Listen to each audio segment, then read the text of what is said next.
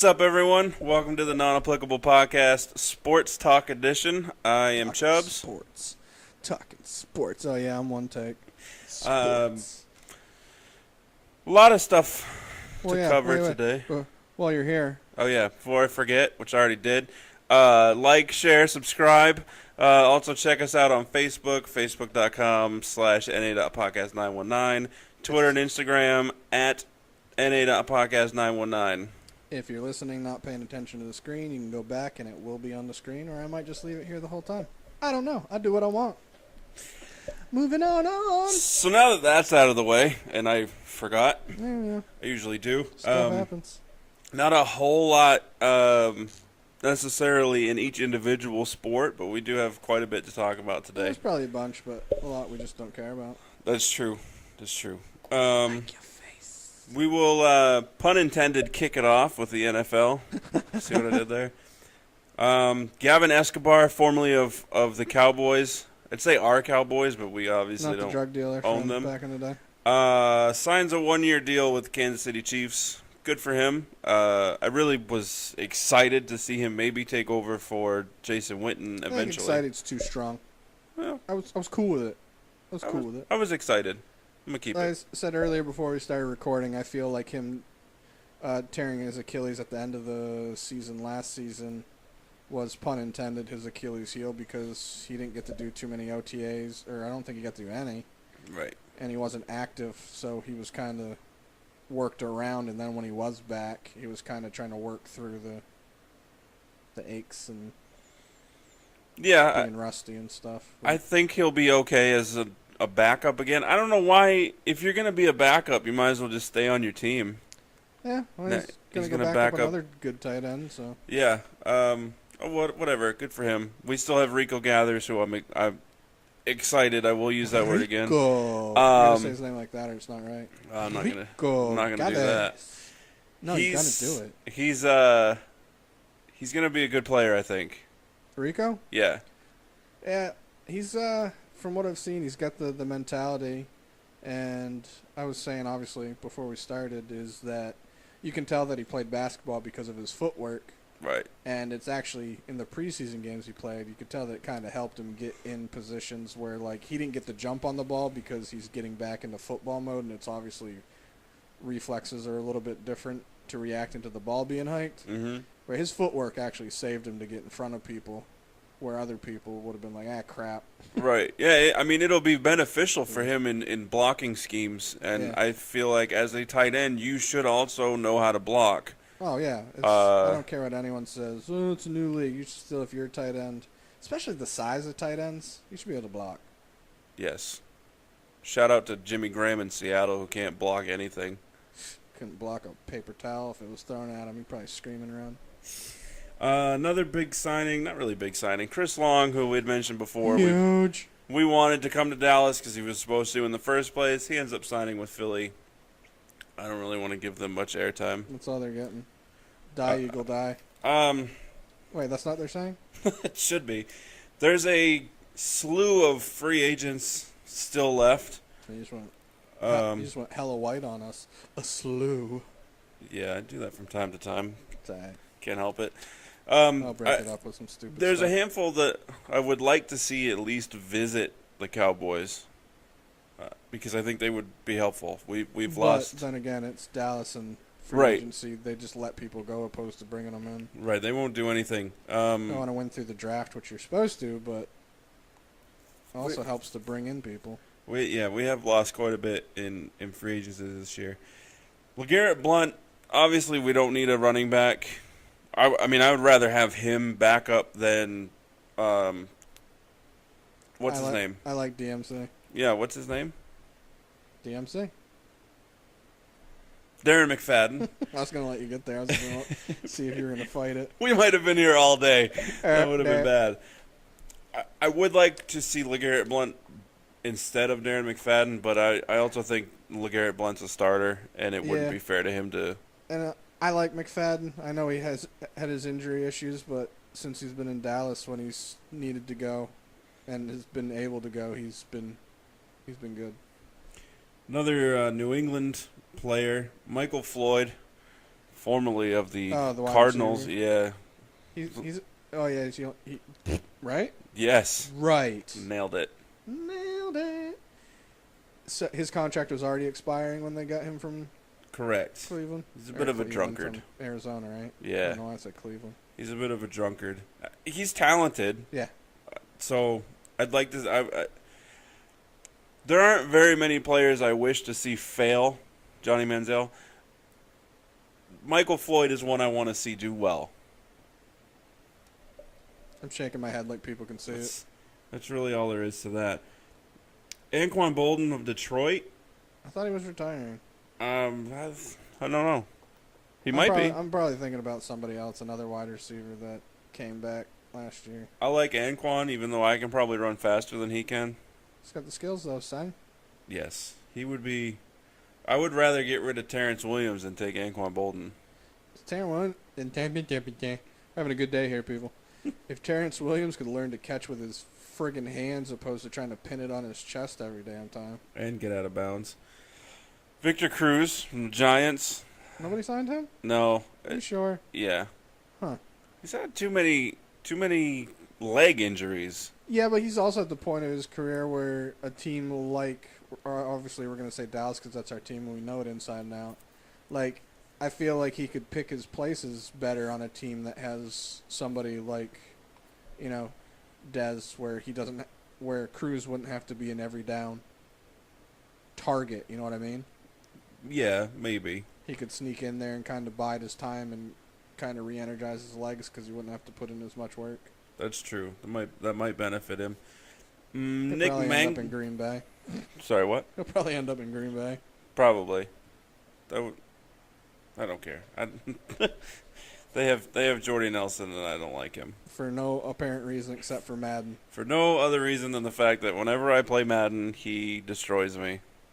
I don't get it. Nick Mangold, formerly of the Jets, probably sign his sister. Man's gold. His sister, Holly Mangold, is an Olympic power lifter. Oh, okay. She could bolster an offensive line. Well, she can lift him, maybe. I don't know if she can bolster him. He, not one that I would need to see visit with Dallas. We have a center, a very good center, in Travis Frederick. The bearded lineman. Ryan Clady, when I was looking it up, it said of the Jets. I didn't realize he played for the Jets last year. I don't remember names and people and stuff. Probably wouldn't be a bad pickup. I mean, he is a tackle. We could put him at right tackle because now we have an open spot, thankfully. We do? Yeah. I thought they, yeah, brain fart. Oh, is Jonathan Cooper playing tackle? I thought so. I saw, but that doesn't mean they couldn't get somebody else. And True. I thought he was a guard.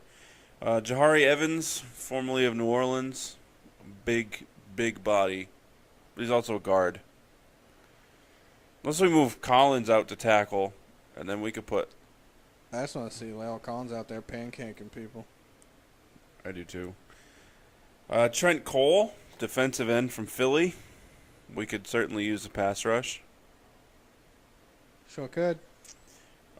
Jared Audrick from the Jaguars. Still, again... Drake Worse. I mean, we could use a defensive lineman, period. Yeah. Elvis Dumerville from Baltimore. Horrible name. Yeah, it's He white? no, What? nope, not even slightly. His parents didn't like him. He would be good to have on our team. Maybe if they moved, he should be on our team. His name is killing me. Brandon Flowers, cornerback from Los Angeles Chargers. Los Angeles. I wouldn't mind having another corner since we've lost two of ours. Wait, you said Chargers? Yeah. My bad. My brain went to Rams. I was going to shout out. I'm not now. You know who you are. Cruz, screw your team. Jarius Byrd, safety from New Orleans. We need a new Byrd.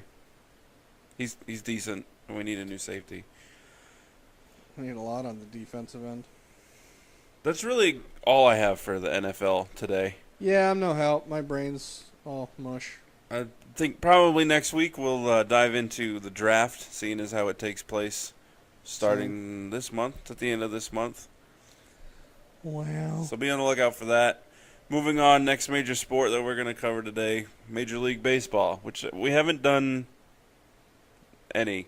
no, just barely been into spring training, and who cares? It and it's hard too if you're a baseball fan, and there seems to be fewer and fewer of them. If you don't live in the region in which your baseball team is popular, Yep. you don't really get to watch You them. get to see them like a couple times this season when they're on national TV, Yeah, and then playoffs. or happen to be like for us being Red Sox fans, like when they play the Yankees, they're either on ESPN or the Major League Baseball Network Yeah, or because it's a rivalry. Tampa Bay and Baltimore, they kind of get some airtime against them. Yeah. But that's the one thing that's keeping baseball from elevating itself. Society. A lot of people will say, well, in the old days, people would just read the box score in the newspaper, and now there's the internet and all this other stuff. No, it's because it's a regional sport. Yeah, and I also feel like they lose some fans because baseball is an extremely slow sport for the most part. Yes. So we're in a society now where it's like, I need instant gratification, instant gimme, entertain my eyes. So Exactly. people get bored too easily. Exactly. And they are trying to eradicate that. Is that the right I word? think baseball is one of those sports, which you could say is about every sport, but baseball is definitely one of those sports that, minus not being able to have the announcers, it's a lot more fun live for me. Yes, I very much agree. Yeah. I would rather be sitting in the stands, not Yeah. hearing any sort of announcers. For me, I like the announcers for the most part because it helps me keep track. And then if I don't know somebody or I can't remember like a player whose team or what team he's been on or where he came from, Right. they bring up stuff, so that's nice. But I don't watch baseball on TV, which most people that know me well know this. I don't watch baseball on TV that often because of the white noise. And I have hearing issues where it picks up on the white noise like crazy and it gives me migraines and I can't stand it. But being at the game, you don't have that white noise that just drives me insane. Right. I like going for the food. I don't know what you said here. I once yelled that out at a vendor at a minor league game because he was selling some sort of I don't even food. remember what it was. Could have been popcorn. Could have Nah, it been wasn't popcorn. Italian ice. I had no idea what he said, so I chimed up with, "I don't know what you said here." 'Cause No, we didn't either. He just kind of looked at us and kept on going. that was a good day, though. My friend Hod got the random fist bump from the pitching coach. Yep, because we were right by the bullpen. So speaking of speeding up the game, and this may not actually speed up the game, but it's something that Major League Baseball has been doing poorly since they decided to start doing it, instant replay. And baseball purists do not like instant replay. I understand the purist thought of it, and for the most part, I agree with it. But in the same, would you rather have something called properly or called wrong and the game just go a little bit quicker? Right. And nobody likes it until it's not used for their team's Right. benefit. And Right. then it's, well, why wasn't that replayed? Yeah, and it's like how many times before they started doing replay did you hear, oh, that guy was safe on second, we could have won that game, Yeah. and you saw the replay and you're like, wow, he really was safe. By like a mile. Yeah. I'm not Right. saying that they still don't mess up replays because I've seen a couple that you're like, how there's no, you're still wrong. Right. But at least those ones are kind of close plays, opposed to it just being the ump being in the wrong place at the wrong time, especially Which- at second base Which happens. or Like, home when we're it's a close humans. play. Yeah. So Well, another thing they've been doing, which they could even improve more, in my opinion, is they've been making it so the batter isn't supposed to go in and out of the box as much or as long, and the pitcher is supposed to get to the rubber right. to set up for his next pitch quicker. Right. They could even improve that more to where in my head it makes sense, but probably thinking about it, it'll probably break apart. But you could have it where after a pitch, the pitcher only has so many times that they're allotted to leave the actual mound. And like if they have crap in their shoes and they got to use the spike thing, like if it's bad weather, Right. to clean out crap from that. Right. But it's like how many times you see a pitcher throw a pitch and then it's another 30 seconds to a minute and a half before they throw a pitch because they go to the back of the mound, take their hat off, rub their hair to not put stuff on the baseball, and then kind of dick around, breaking the ball up, rubbing it, and then getting on the mound. It's like, Yeah. wrap it up, B. Especially if they were pitching to Nomar Garciaparra.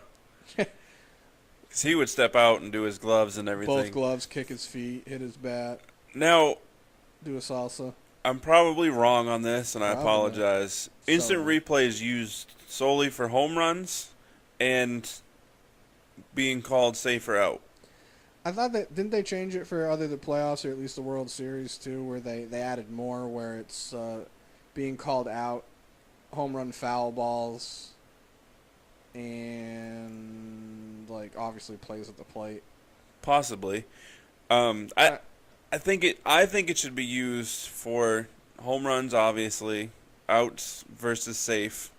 I think it should be used for any of the things where the umps can be like, I'm really not sure. Like obviously you have some stadiums that even though they have the yellow line over the wall, they also have like a level. I don't know what the hell to call it, like a perch. Right, like and then the wall goes back up, and then it's the stands. yeah. And sometimes the refs can't tell if the ball hit the wall, hit the ledge, or went over because it came back somehow, like either it hit a fan or. But if they things put like that yellow line, if it goes over the yellow line, Yeah, but sometimes, especially as fast as the ball goes, and like if it's a line drive and the angle, you can't see it up over. So Right. sometimes it's just. but so home runs, safe and out, and I think it should be in game-ending situations, regardless, and historically changing situations, like the no-hitter that should have been several years ago. Called the guy safe. Right. Yeah, but even though I agree with that, also like you'll have some people that say, well, in the first inning this, or the first inning, second inning that. How do you know that something that? How do you know the first pitch being called wrong technically isn't gonna butterfly effect and. Right. So that's where it can go crazy. Another option is they could leave it, rather than leave it to the hands of the officials to decide to replay, give each manager, say, 3, like in football, they have the red flag. Right. Give each manager 3 chances to challenge. I thought they had the challenge flag last season. Did they? I thought so. I honestly didn't get to watch anything last year. I'm pretty sure they did. They might have only implemented it in certain Might have been in the playoffs. stuff, but I'm pretty sure they did. Okay, well, then my point is moot. And I could be thinking about basketball, because I know basketball was talking about doing this. I thought they said it in baseball too. Is when they have a replay, it's not like the umps are going over and looking at a screen. They're putting headphones on it and being told. Right, from somebody else. Right. So if that's the case, it should already be predetermined. So once they get to the headphones, they tell them what it is and they're done. Yes. It shouldn't be get to the headphones. Let's have a talk about it. No, you're looking at it. You saw what happens. Tell me it was a home run. Tell me it wasn't. Tell me the guy was out. Tell me it wasn't. Be done with it. Yeah. Not, a minute and a half, 3 minutes worth of derpity derp banter. Right. That's not needed. Because that's another thing that slows the game down. Yeah. And say you're a team like say it's a home run, for example, that's being questioned. Okay. And your team's on an offensive run, depending on how long it takes, that can slow you down and just brrr. Yeah, completely stop the momentum. And what if it's the other way? You get a pitcher that's on a tear, Right. and the call in question is either a third out at first or second, third, or home or something like that. Right, and it's April in Boston, so it's cold out and your arms. Getting tight, Yeah, getting tight. I'm with you on that. Speaking of Boston, as we've said many times, we are Red Sox fans. I saw an article online. Can't remember where it was. It's online. I will look it up while we're editing this, and we'll put it in the description so we can cite it. They Maybe. said that Boston was the number one team to win The World Series. the World Series this year, which worries me because never in my life has anyone ever said the team that you root for, Chubbs, is going to win the championship, and then said team has won the championship. They were a remote strong favorite last year too, weren't they? Yeah. And then Chicago, out of nowhere. Came in like Evil Knievel. I can't say out of nowhere because Chicago's been building for 108 years, so it's about time. Well, plus they got a good guy at the realm. He Theo. worked out well for us. Yeah. So as always, Red Sox's Red Sox says. the Red Sox Says. bugaboo, if you will, A is bugaboo. pitching. It's always pitching. So last year they attempted to try a technique of we're going to try to outscore everybody, which didn't actually end up working for them. Definitely didn't. Well, I mean, it did a lot. The thing that sucked, though, is they'd have one game where they'd score 18 runs, and then they'd have a game where they could barely get one. Right.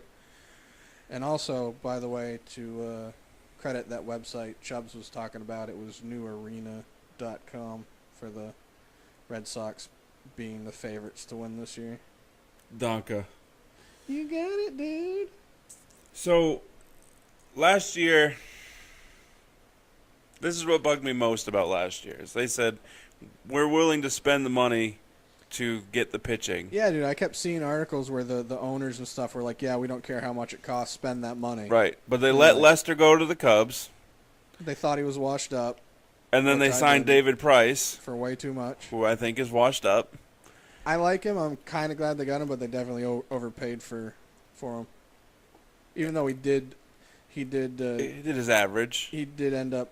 He started out the season last year so inconsistent Right. and all over the place, but then he calmed down and he definitely got better. As it is, I think, with anybody starting anew. Well, and especially, I've talked with this about other people before. There are certain sports where certain teams, certain people cannot play for those organizations because it's too much pressure. Certainly. Certainly. The Red Sox, well, in baseball, the Red Sox and the Yankees are two of the teams because they're Yes. storied franchises. Perfect example, Edgar Renteria. Came to the Red Sox, had one of his worst career seasons ever. Then the next year went to San Francisco. Whichever team he went to the next season, they won the World Series and he got the MVP. That was Edgar Renteria? Yeah. Is there another Renteria? Maybe. I'm talking about Edgar, though, the shortstop. Eh. Yeah. Huh. He had one of his worst statistical seasons on both sides for Right. the Red Sox. I mean, because he was only averaging like 10 home runs anyway for his career, a season. yeah, it was he, like 13 or 14 or something. had It wasn't like- too many. It was shortstop. he had so. like 5. Yeah, he wasn't doing good. He had more errors. I mean, people can go back and check me and prove me wrong, but I'm going based off memory because this was a while ago. But yeah, he went either to San Francisco or St. Louis. I'm pretty sure it was San Francisco. I think we got him from St. Louis. Yeah, and I'm pretty sure he went to San Francisco. They won the World Series that next year, and he got the World Series MVP. So it's just great guy. He was good before the Red Sox came. The Red Sox sucked, was back to being himself.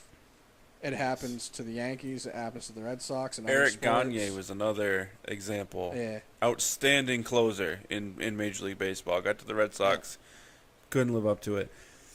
So we did have the reigning, or we now have the reigning AL Cy Young Award winner in Rick Porcello, The Mushroom. which was I know it's not Portobello, but that's gonna be in my head every time now. So thank you for that. He didn't receive any first place votes, but that doesn't matter because he won it.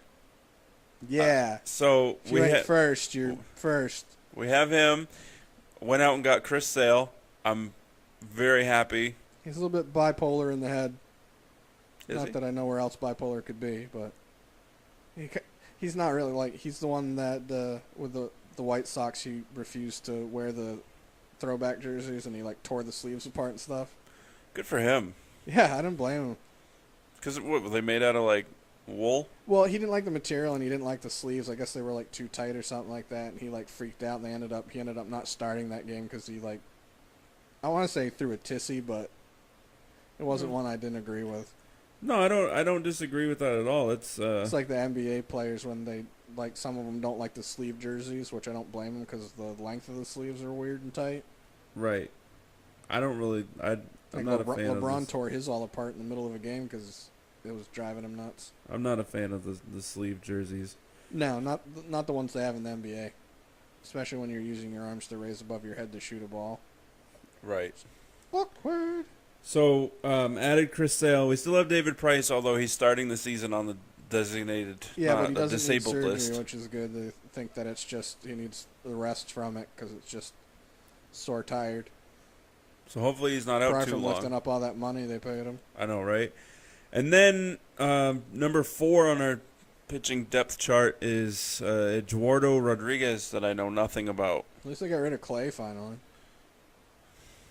Yeah, it was time. Pujols. It's Buckholz, but I just want to say Pujols. Where did Buckholz go? I don't remember. Away. I don't care. I don't either. And then Stephen Wright, not to be confused with comedian Stephen Wright, Stephen Wright. who did okay last year. The comedian? No, well, I'm sure he does okay every was year. he still with us last year? Yeah. Yeah. And then closer we have Craig Kimbrell. I like him just because his name's Kimbrel. I like him. I wish we had kept, what was his name? Koji Uehara? No, we didn't. Nope. Shipped him. I kind of remember that, but I read so many different articles. Some of them stick in my head and some don't. Yeah, he was pretty incredible. Yeah, he was well liked too. And then well, I mean, there is actually quite a bit of turnover on the offensive side. We lose David Ortiz to retirement. Which hopefully that's big in a lot of ways. I was one of the guys the year after Manny left, and everyone's like, "Oh, Ortiz is done." I was like, "No, he's not. He needs to adjust." Yeah, I mean, And that was he will adjust. that and was when his he does, best you're all friend. going to be like, "Oh my God, he's the best," and I was right. Yeah. I mean, think about in anything, if you're doing something with your best friend and Well, then not only that, they're when you have removed. yeah, not only that, but when you have somebody that is the hitter that Manny was, Yeah, batting in front of you or behind you, right. and you take that away, you're getting pitched to differently. Teams are addressing you differently. Like it used to be, they had to pick their poison. It's either we're going to walk one of them, Right. or now it got to where David Ortiz was the one being walked, and it was the unintentional, intentional walks where they pitch around you, but they're not technically trying to walk you, hoping they'll get you to swing at stuff. And he was so mad that he didn't want to be walked, he was swinging at stuff. Right. And he was no Vladimir Guerrero who could hit that stuff. Yeah, he could golf a home run off his knee. To replace Ortiz, we brought in Mitch Moreland from the Rangers.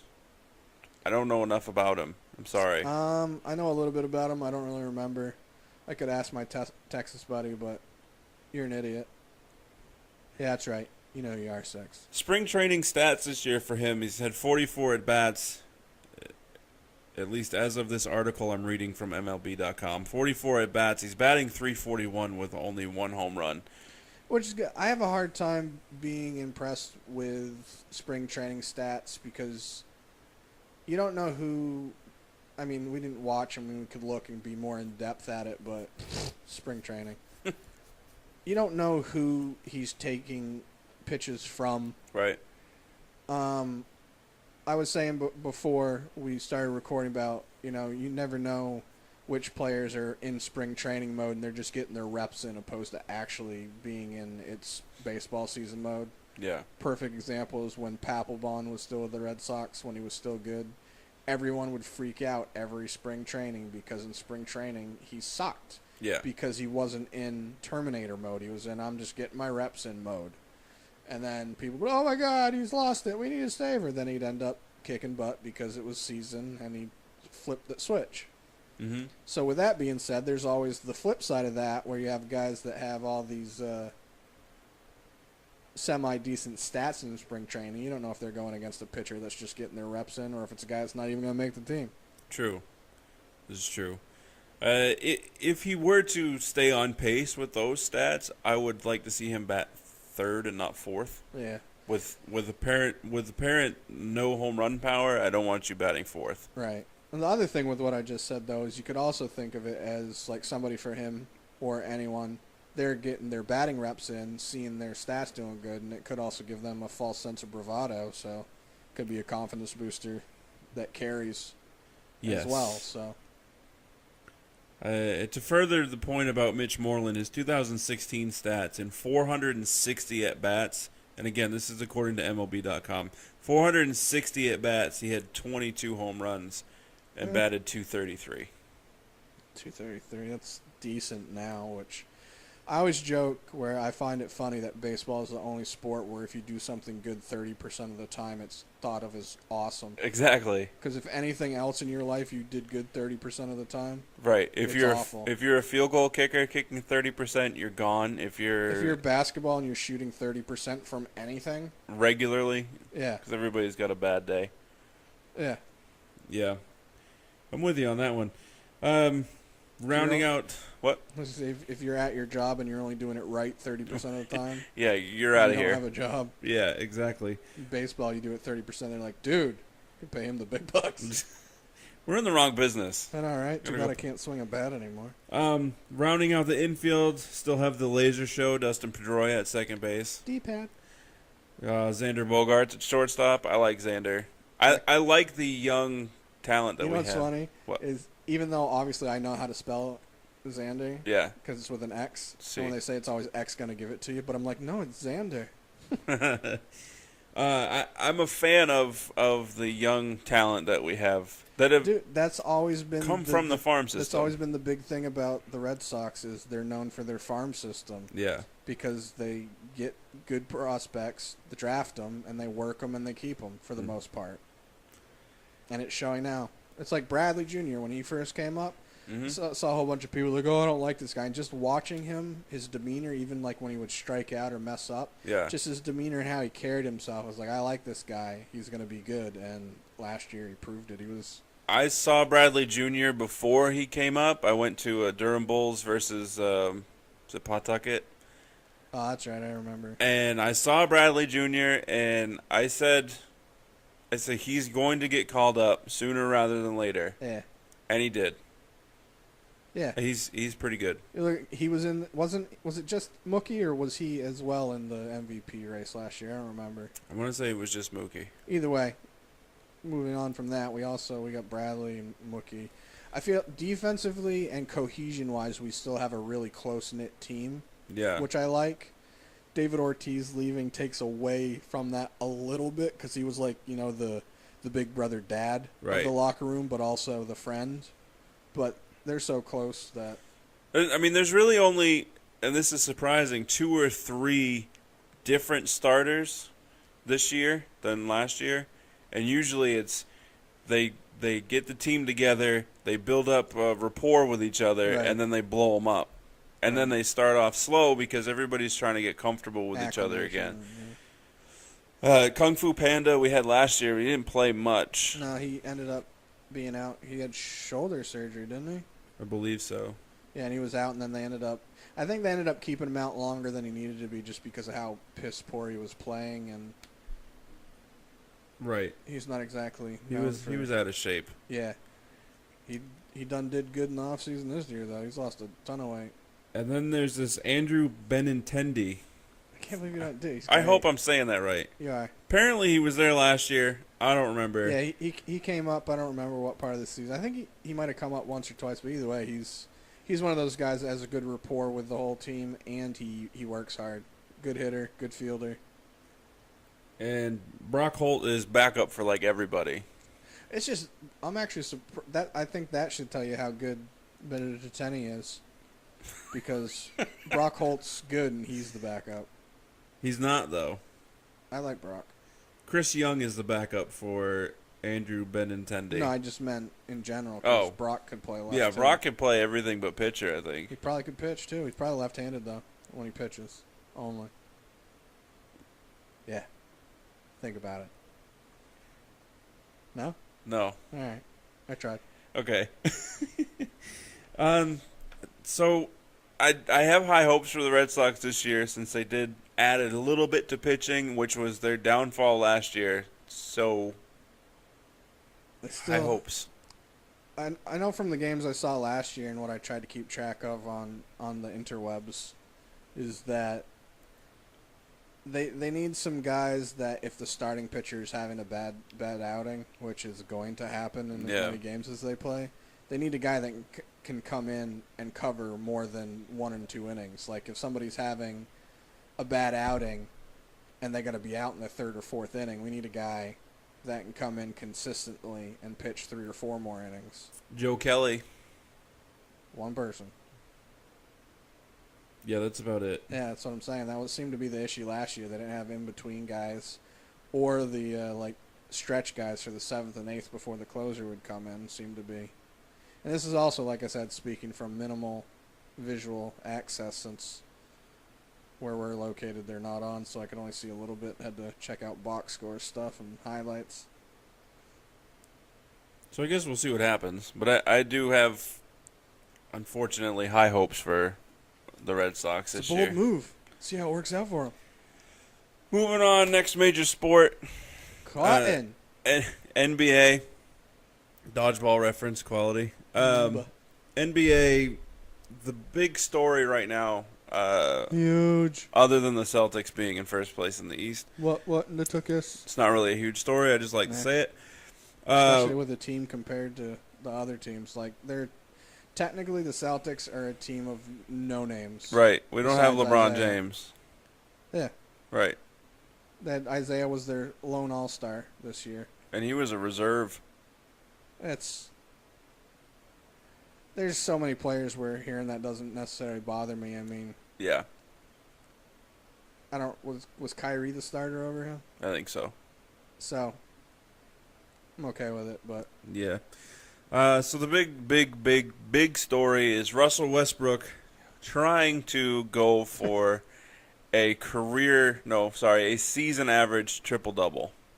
Hasn't been done since 1961, 1962. The Big O, Oscar Robertson. I want to just compare their stats a little bit. This is tricky because the main argument in sports is, well, could they play in any era? There are very few back in the day that could. Oscar Robertson is definitely one of them. Dr. J was always one of them. Right. He could still play now if he probably wanted to. But the thing is competition level, though. Like, there are certain guys like Oscar Robertson, Dr. J, who are just above people and just had that mentality. Right. Where no matter what era you put them in, they're still going to have that mentality and find a way to get it done. True. But also the hard part is that as we've, how many times can I say as we've evolved, probably not a popular term to use, especially being in the Bible Belt, as we've evolved as humans, we're becoming bigger, faster, stronger. Right. So if you take, say, Russell Westbrook and you make him play in the 60s, he's destroying everybody. You know what I mean? So yeah, the 6'4" point guard that back in the day, a 6'4" guy probably would have been a power forward. Right. So it's really hard to compare. And any sport, you take football. Jim Brown was a beast back in the day, but that was because he was the next step up in the evolution of humans. Yeah. He was bigger, faster, stronger than anybody else that he played against.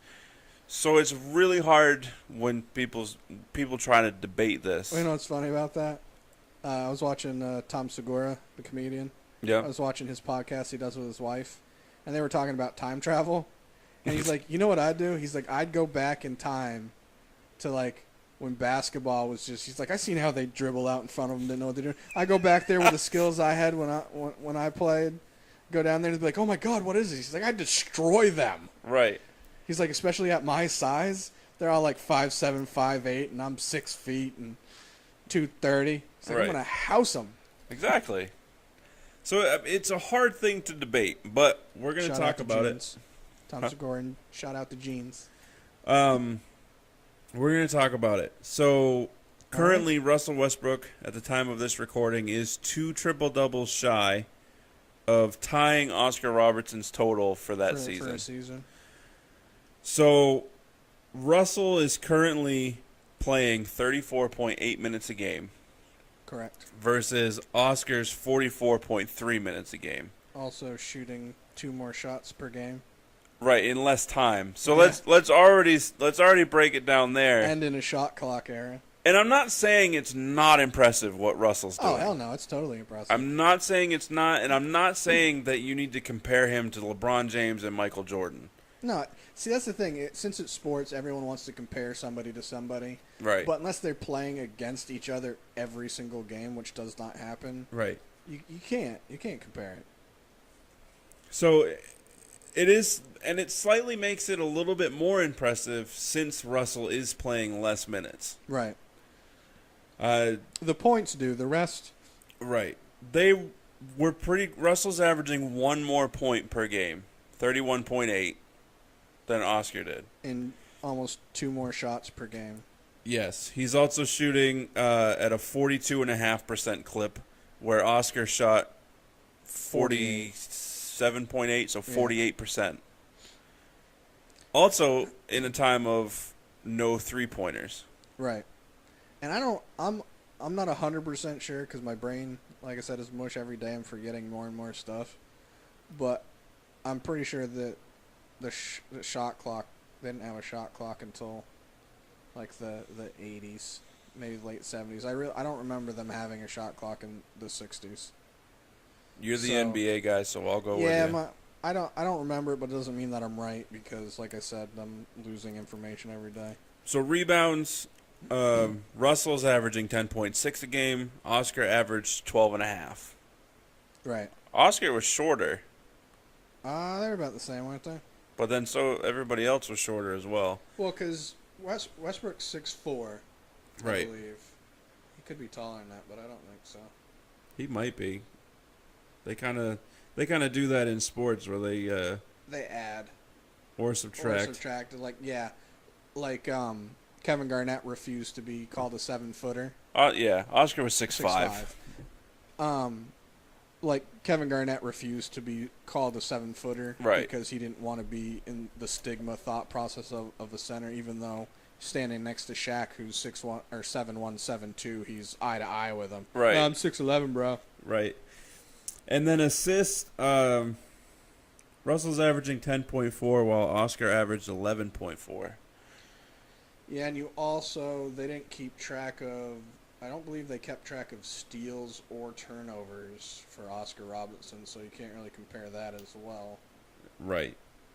And Russell is averaging 5.4 turnovers per game, so it's about a 2-to-1 ratio of. And they have Westbrook listed as 6'3". I really feel he's 6'4", though.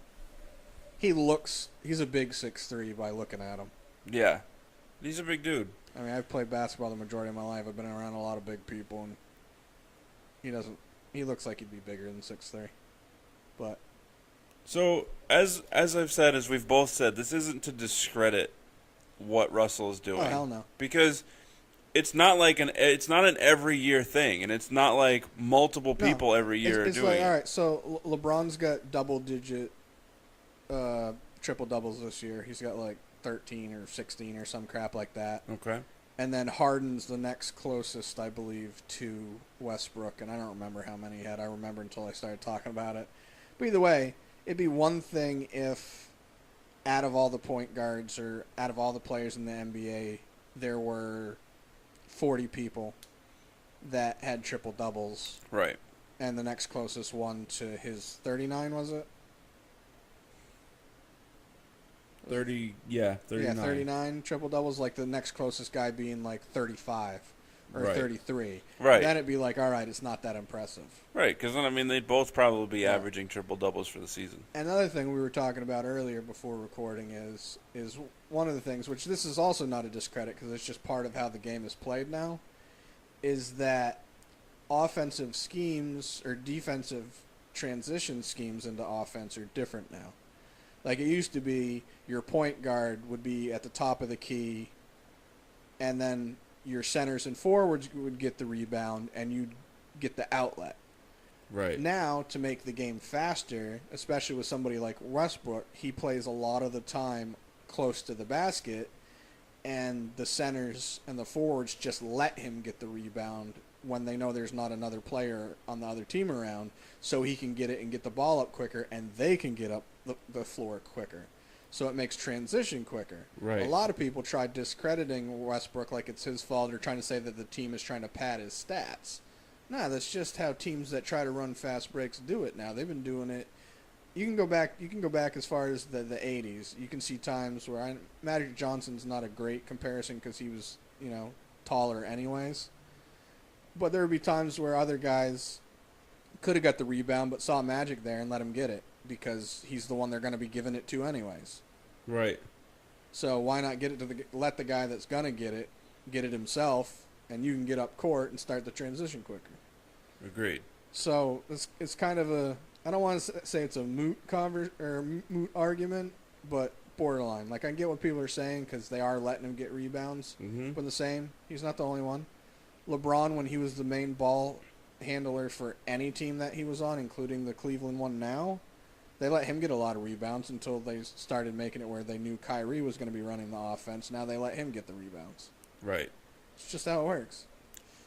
And also another point to compare the eras or generations. At the time of Oscar Robertson's season triple-double average, there were 9 teams in the NBA. I don't know if that's less or more impressive. You think that's more impressive in my eyes because you're seeing them a lot more. You should figure out how True. to scheme against them. True. And they played 80 games.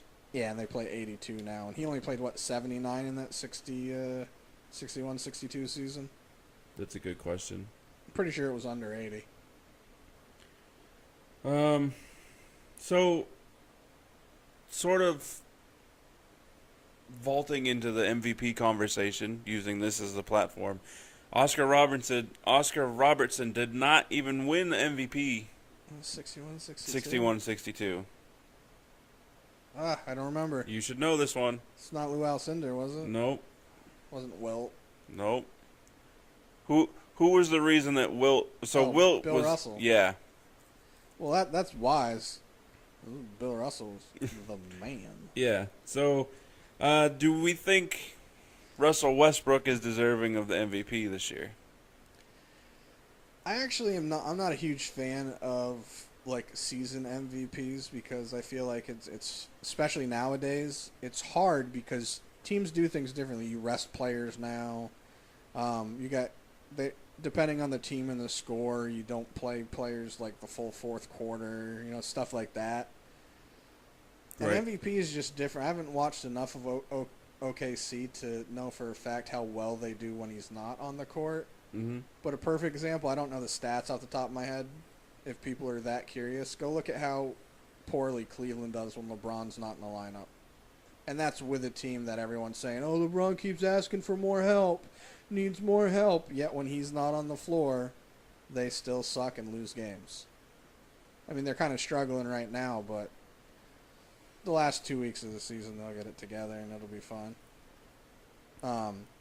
So for me, it's hard because people are saying Kawhi Leonard, as good as Kawhi Leonard is because he plays both sides, if you take him off that team, are they that much worse? San Antonio is a plug-and-play team. Right. They always find a way to plug in They're the somebody. Patriots of Yeah. basketball without the Popovich championships. is the Belichick of basketball. Yeah. He has a system. He finds guys that fit into it. If you don't fit it, you're not on my team. Right. So this is where it's hard. The easiest way to tell if somebody's an MVP is when they have an MVP season, put them on another team the next year. and see if they still do as well. So Right. put Kawhi on, I don't know. Doesn't really matter. I don't want to say Philadelphia because that team will just ruin everybody. But if you could be the most valuable player of the league playing for Philadelphia right now, dude, put it this way. Imagine LeBron James on that San Antonio team. With Pau Gasol, Tony Parker, Aldridge, right? Simmons. I mean, would he take more days off? Well, yeah, because Pop would rest him more. Right. And I'm kind of on the fence with this taking days off. I get it and I don't. I get it because the way they schedule it now, there's a lot of back to back to back, and when you're playing, people can say, "Oh, you get paid all this money." Getting paid all that money doesn't not make your body wear and tear. Right. And especially with as much work as these guys also do in the off season, like they take a couple weeks, maybe a month off in the off season. Usually it's like a week or two. Right. And to rest. If you're, say, LeBron James, who's consistently playing in the playoffs every year. Yeah, you're playing till June. Deep into the playoffs. You're playing from October to June. Yeah. Every year. I'd say he's earned some time off in the regular season. Well, it's not even that as well, but like some can say, well, if you want time off, play better on offense and defense, so you're up, so you don't got to play the fourth quarter. Yeah, I get that because that's the type of coach I'd be. People would hate me if I was a coach because I wouldn't run the score up, but you're definitely going to have to stop my team. I'm not going to say go down and play out the shot clock. Like still run the offense. If you get a shot, shoot it. Right. It's their job to stop us, not us to play into their poor feelings. Right. But I don't know, the MVP race, especially nowadays with the way the teams are set up, or not MVP race, I'm sorry, the resting players, the way it's set up, their schedules are set up. Yep. I'm not necessarily against it because they do play quite a bit of minutes per game, and the Lakers and the Clippers, for example. The Staples Center is used for a lot of things outside of basketball. Yeah. What, the Oscars, I think. Ceremonies like that. And it happens every year. Concerts. Yeah, concert stuff like that. So when it happens, there are times where the Lakers and Clippers don't have a home game for like 18-plus games. Right. So they're on the road a lot, which takes a toll on you. You're traveling a lot, which takes a toll on you. You're playing, depending on the team and whatnot, you're playing 40-plus minutes a game against other professional athletes that are not small individuals. Right. And yeah, basketball is not football, where I've always said that basketball is a contact sport, football is a collision sport. Because in basketball, if you're playing basketball properly, which it's not the same nowadays because it's sissified, there's a lot of contact. There's pushing, there's bumping, there's boxing out. If you're doing it properly, somebody's getting hit all the time. Right. With something, a hip, a shoulder, something. Right. Mm-hmm. So it's a contact sport. So it takes a toll on your body, especially playing 82-plus games, Traveling, all that crap. Yeah. People get tired. You get tired, man. Just think, anyone listening to this, you have your regular day job, you get tired. The weekend comes, you're like, oh, thank God. Right. And you're not running up and down the court right. and getting beat on by 6'5" to 7' pro athletes all day. Right. I'm with you on that, and I mean, I can't fully attest to it, but I mean, I try to work out at least 5 times a week. I get tired. Like today, my body's done. I don't want to work out. Yeah, exactly. I have a quick question, kind of moving away from the MVP race, and back a little bit. How does the MVP, Bill Russell, not make the All-NBA first team that year? I don't know, depending, did Oscar Robinson? Yeah, he was, yep. Okay. I was going to say it was the 60s, and skin color had a lot to do with a lot of stuff It back was then. Bob Pettit, White. Elgin Baylor, Not. Oscar Robertson, Jerry West, and Wilt Chamberlain was the first You know why? team. I don't quote me 100% on this, but there was a year where Bill Russell was given the key to a city, and he ended up giving it back because in that city they wouldn't even let the team, the black players weren't allowed to eat in restaurants and stuff. He's like, I'm not going to have a key to a city where I can't even enjoy it and eat. So it could have been some political stuff to it where they're like, he's making noise about racial conflicts and we don't like it. Because, I mean, he did his whole career, and rightfully so. Right. Because I'm not saying that for a fact because I don't remember the years of what I said took place, but sounds like it could be accurate, so I'll go with it. I mean, Anybody listening that can correct us, do so. final topic of conversation as we move away from major sports and get into college sports, which I just remembered there was something that we did want to talk about, but we'll save it for the next episode. Okay. And just to tease you, that was paying collegiate athletes. Oh, that's right. Yeah, we can get more in depth and pre-gaming for that because I'm not mentally prepared for it. Yeah, so heads up, next week's episode of Sports Talk, we will talk about paying collegiate players and talk about the NFL draft. So lastly, we have the Final Four for the men's tournament starting and ending today. Well, the Final Four starts today, Yeah, the Final Four starts and ends today. technically. Both games are tonight. Yeah. Well, saying it starts and ends makes me think of the champions tonight. And then the championship is Monday. And the women's championship is Nobody cares. Sunday. Oh, my bad. Somebody cares. So in the men's Final Four, we have Gonzaga, 1-seeded versus 7-seeded South Carolina. Everyone guessed that. Nobody guessed that. Told you. I'm pretty confident saying nobody. And then the other matchup, we have number 3 Oregon versus number 1 UNC. Gonzaga, Oregon. Um, I'm only saying that because even though I like UNC, I've said that I didn't feel they were a strong number 1, so I Right. want them to lose out of spite. and I want Gonzaga just because for our show's bracket, we picked Gonzaga to win. Yeah. That was stupid. Why'd we do that? I was mentally exhausted by that time. And lastly, the women's championship game is the surprising 2-seeded Mississippi State, Women's sports are boring. who beat UConn women, snapped their 111-game win streak. Oh, Just the team that's better than the UCLA men's team, right? More of a testament as to how shallow the talent pool is Don't even get me going on that in bull women's crap. sports. And no offense to women, just Dude, there's a difference between being sexist and there being facts. being realistic. Right. Nobody is saying, women, you're not strong enough, you can't do it. No, physical facts state that you cannot. Right. Perfect example. I'm going to go off just because I get annoyed at this stuff. All right, I first like I it. want to say this. I was raised primarily by my mother, who completely was all about making sure that I was not sexist and believed that everybody is equal. Right. And I believe that. Everybody is equal. But with that being said, you're equal as far as rights. You're not equal as far as ability. That Correct. is just facts and how life works. If you don't agree with it, bang your head into a wall until you pass out. The only argument against that is Billie Jean King, tennis, did beat a male Yeah, counterpart. when was that, in like 1300s? That was in the 80s. I know, it was a long time ago. Tennis, different sport, even though... Right. Like, I could see Serena Williams beating a guy. Oh, I could. It's tennis, though. Right. Even though speed-wise, serve-wise could be a little bit different, I could see that. Right. But when you come to like the professional sports, like basketball, it's just perfect example because I don't want to go too far off the edge.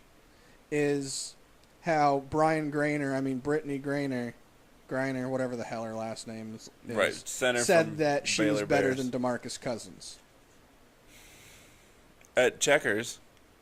Maybe eating French fries or something. I don't know. Math, spelling, probably. Maybe, yeah, probably spelling. I'll say that. I like Boogie. He did go to college and all, but you could tell he went for basketball opposed to Learnson. Right.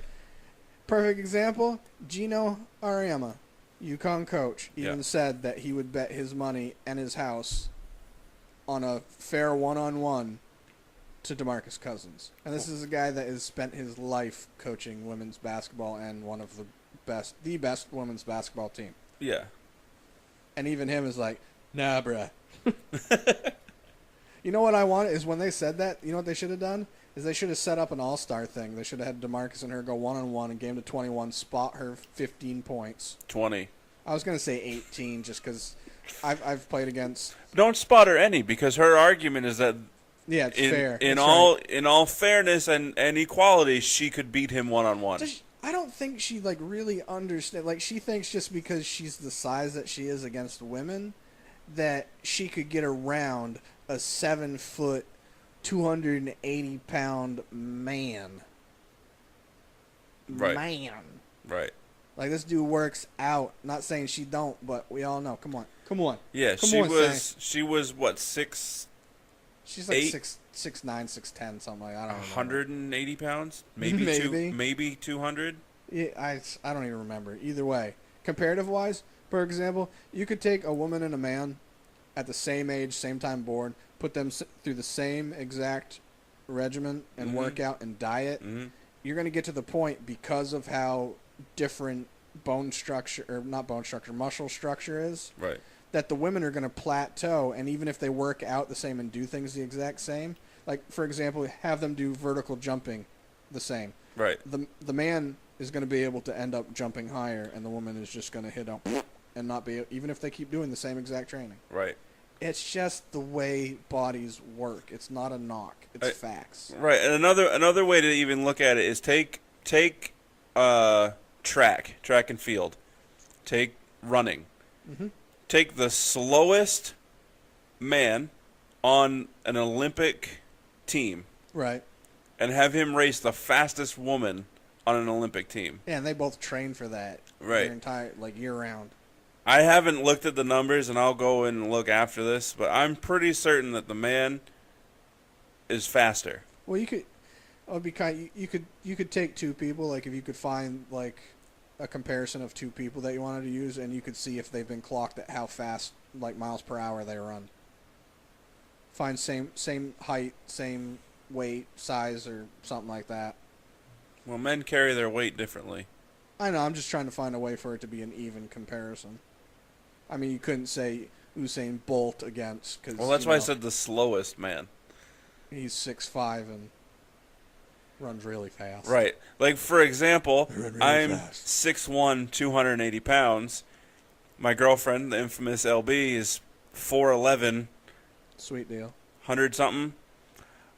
I'm going to beat her in a foot race. A jog.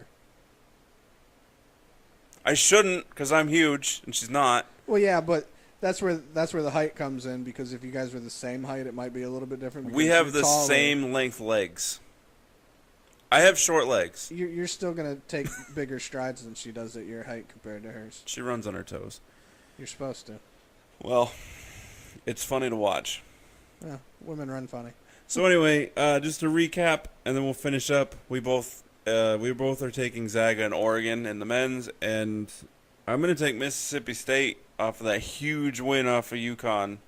I'm not even gonna pick a women's because I honestly just don't care. And like I said, it sounds awful. It's just, What a dick. yeah, it's just women's sports just bore me. I don't like. Maybe it's because I'm a dude and I'm used to the testosterone and the, "Ugh," but there's just something about, So you like, should be a fan of Brittany Griner. going back to basketball, for example. There's just something about seeing a breakaway in a men's game and a guy ferociously slamming the ball and destroying the hoop, opposed to seeing a layup or a chick that can duck it, but it's very labored and just looks awkward. Right. And even the chicks that I've seen, they had a chick a couple of years ago that was in the high school dunk contest with Mhm. the guys, and Did she win? I don't remember. I stopped paying attention. Hmm. But, like, it wasn't like just watching even a chick that can dunk, like, do it, it's weird. It's like they got to get their steps all counted out right, and it's just Tell you what, though, good for her, because I can't.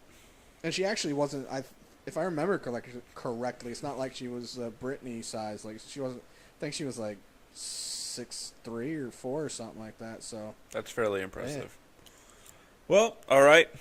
doing better than me. I haven't dunked since like 2000. I haven't dunked ever.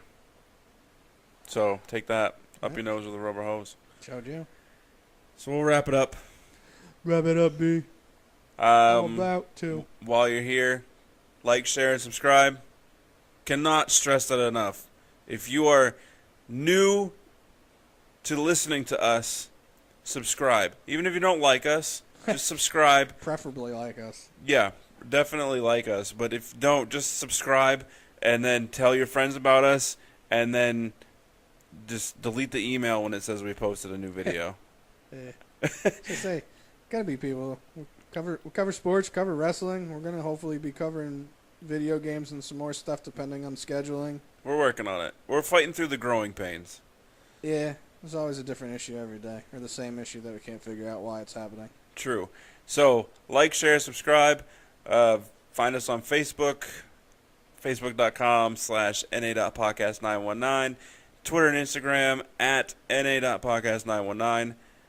And look forward for another episode in the future. You know this, man. Deuces. Double deuces.